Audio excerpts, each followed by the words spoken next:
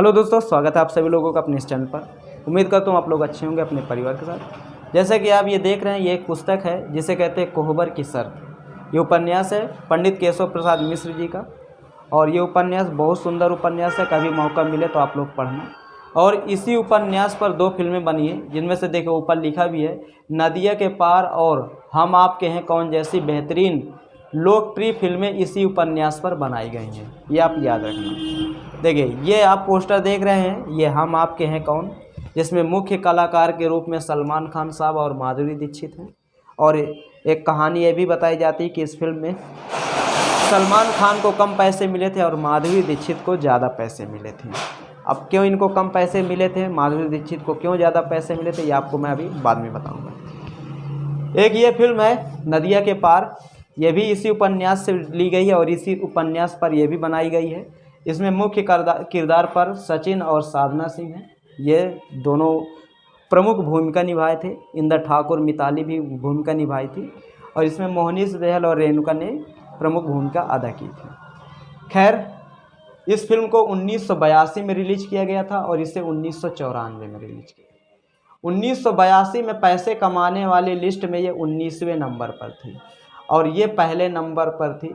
इसकी जो कहानी दिखाई गई थी वो गांव की थी, और इसकी कहानी जो दिखाई गई वो शहर के हिसाब से दिखाई गई। तो कहीं ना कहीं एक फिल्म में शहर के हिसाब से कहानी बनाकर दिखाया गया और दूसरे में गांव के हिसाब से दिखाया गया, लेकिन कहानी इनडायरेक्ट दोनों की सेम ही थी। अब देखिए, पंडित केशव प्रसाद मिश्र का उपन्यास कोहबर की शर्त 1965 में उपन्यास लिखा जाता है। सब चीज़ होने के बावजूद जब राजश्री प्रोडक्शन के मालिक ताराचंद बाड़जात्या पंडित केशव प्रसाद मिश्र के पास जाते हैं और कहते हैं कि एक काम करिए, आपका ये जो उपन्यास है मार्केट में जो चल रहा हमें बहुत अच्छा लगा, आप एक काम करिए उपन्यास हमें दे दीजिए, हम फिल्म इस पर बनाएंगे। पंडित केशव प्रसाद मिश्र साफ मना कर दिए कि मुझे अपने इस उपन्यास को बदनाम नहीं करना, क्योंकि मुझे पता है कि आप फिल्मों में क्या दिखाते हो। तो ताराचंद बाड़जात्या ने पंडित केशव प्रसाद मिश्र से एक बात बोले कि पंडित जी सुन लीजिए हमारी बात, इतनी साफ़ सुथरी फिल्म बनाऊंगा कि जिसके चर्चे पूरी दुनिया में होंगे। पंडित केशव प्रसाद मिश्र ने कहा, अगर ऐसी बात है तो चलो मैं ठीक है तुम्हें उपन्यास दे रहा हूं, लेकिन बदले में मैं आपसे पैसा लूँगा। ताराचंद बाड़जात्या ने कहा, ठीक है, कितना पैसा लोगे? तो बताया जाता है उस समय पंडित केशव प्रसाद मिश्र इस उपन्यास के लिए लगभग चार्ज किए थे 2 से 2.5 लाख रुपए। कुछ जगह ये भी बताया जाता है कि लगभग 10 लाख रुपए चार्ज किए थे, लेकिन 10 लाख बहुत होता है क्योंकि पूरी फिल्म का ही बजट 45 लाख का था। तो अगर 45 लाख का पूरी फिल्म का बजट, तो अगर 10 लाख का उपन्यास खरीदा जाएगा तो बाकी शूटिंग का, लोकेशन का पूरा, और बहुत सारे किरदार थे, कलाकार थे, उनका पैसा कौन देगा? तो कहीं ना कहीं देखा जाए 2 से 2.5 लाख वही सही माने हैं कि हाँ नहीं, इस उपन्यास के लिए 2 से 2.5 लाख रुपए 1965 के बाद 1980 के आसपास दिया गया था पंडित केशव प्रसाद मिश्र को। उपन्यास लिया गया, फिल्म शुरू की गई, शूटिंग शुरू हुई। शूटिंग 2 जगहों पर चिन्हित किया गया कि एक काम करते हैं, यूपी का कुछ क्षेत्र लेते हैं, कुछ बिहार का लेते हैं। तो जिनमें से यूपी का जो क्षेत्र लिया गया वो जौनपुर लिया गया। यूपी के जौनपुर का जो नदी किनारा था, बहुत बढ़िया एरिया था, वहाँ पर ये लोग शूट करने लगे। इसमें 3 भाषाओं को मिक्स किया गया, एक हिंदी, दूसरी अवधी, तीसरी भोजपुरी। ये तीनों भाषाओं को मिक्स करने के बाद सबसे ज़्यादा अगर शब्द किसी भाषा के रखे गए तो भोजपुरी के रखे गए। इसीलिए बहुत सारे लोग कहते हैं कि नदिया के पार हिंदी भाषी फिल्म ना हो करके ये एक भोजपुरी फिल्म है, लेकिन ये रियलिटी देखा जाए ये हिंदी ही फिल्म है, भोजपुरी नहीं है। लेकिन तीनों भाषाएं इसमें जोड़ी गई थी। उसके बाद क्या हुआ, इसमें यह हुआ कि जो ताराचंद बाड़जात्या थे, उनकी जो कंपनी थी जिसके बैनर तरह फिल्म बन रहे थे, रिलीज होना था, वो कंपनी घाटे में थी। उस कंपनी के ऊपर काफ़ी ज़्यादा कर्जा था।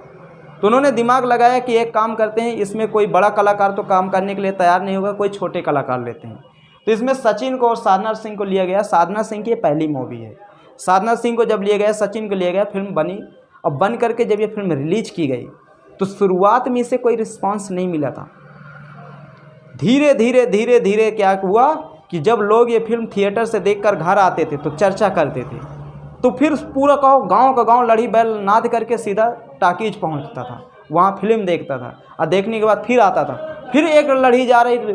तो पूरे देश में इस तरह लोगों ने इसका प्रचार कर दिया।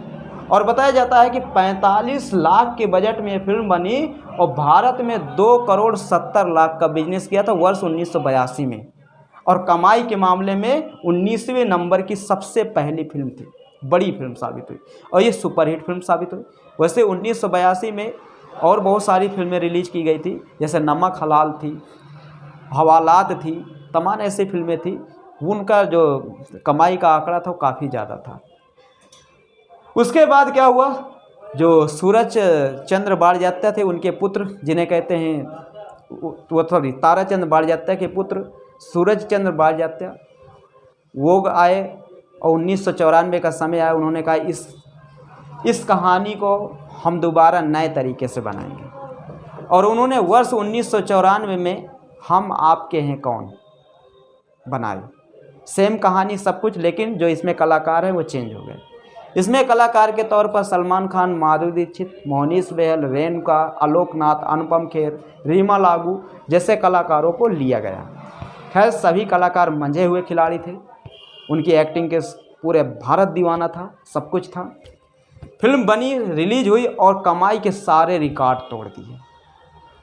1994 में पहले नंबर की फिल्म साबित हुई पैसे कमाने में। एक भी एक्शन नहीं है, कुछ भी नहीं, एक थप्पड़ की मार नहीं है इन दोनों फिल्मों में, लेकिन लास्ट में आदमी आंसू गिरा देता है, क्योंकि कहानी में दम है, इस फिल्म के ज़मीर में ताकत है।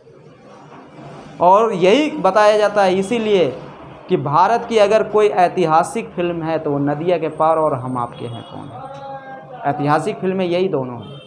इसमें ग्रामीण परिवेश को दिखाया गया और इसमें शहरी को दिखाया गया। तो दोस्तों, इस फिल्म में माधुरी दीक्षित को ज़्यादा पैसा मिला था और सलमान खान को कम मिला था। ऐसा इसलिए क्योंकि उस समय माधुरी दीक्षित की बैक टू बैक जितनी भी फिल्में आ रही थी, या तो हिट हो रही थी या तो सुपर हिट हो रही थी। यहाँ तक कि माधुरी दीक्षित अपने दम पर मूवी को हिट करा देती थी। और रूल ये कहता है कि अभी तक जितनी भी फिल्में बनी थी उसमें हीरो को ज़्यादा पैसा दिया जाता था, हीरोइन को कम, क्योंकि फिल्म हीरो के दम पे चलती थी। लेकिन ये पहली ऐसी फिल्म थी जिसमें हीरोइन को ज़्यादा पैसा दिया गया और हीरो को कम, क्योंकि उस समय सलमान खान का जो कैरियर था वो काफ़ी ज़्यादा अच्छा नहीं था। 1989 में बीबी हो तो ऐसी एक फ्लॉप फिल्म साबित हुई। सूरज बाड़जात्या ने उनको अपनी फिल्म में मैंने प्यार किया में रखा, खैर हिट हुई। उसके बाद उनकी और एक आधी फिल्में, कुछ फ्लॉप कुछ हिट। लेकिन ये फिल्म जब आई तो फिर इसमें पैसा सूरज चंद्र बाड़जात्या भले ही सलमान खान को नहीं दिया, लेकिन सलमान खान के साथ उन्होंने और भी फिल्में बनाई, जैसे वर्ष 1999 में हम साथ साथ हैं। उसके बाद सलमान खान के साथ प्रेम रतन धन पायो सूरज बाड़जात्या ने बनाई, कई फिल्में बनाई और एक बहुत मंझे हुए डायरेक्टर हैं। और राजश्री जो कंपनी है, जो बैनर तले जो फिल्में रिलीज होती थी, वो साबित कर दी कि राजश्री कमज़ोर कंपनी नहीं है।